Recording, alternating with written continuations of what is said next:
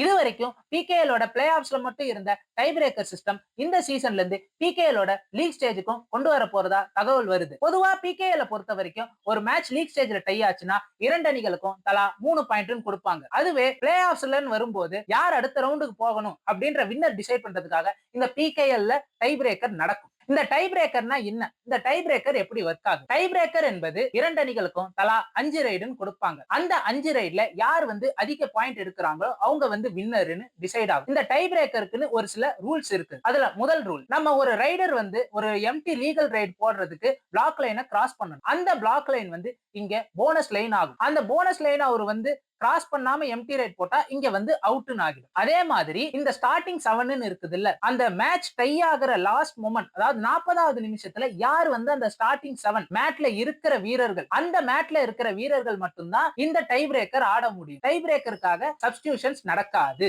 இந்த tie பிரேக்கர்ல suppose உங்க player யாராவது அவுட் ஆகிட்டாங்கன்னா அவங்க பெஞ்சுக்கு போக மாட்டாங்க.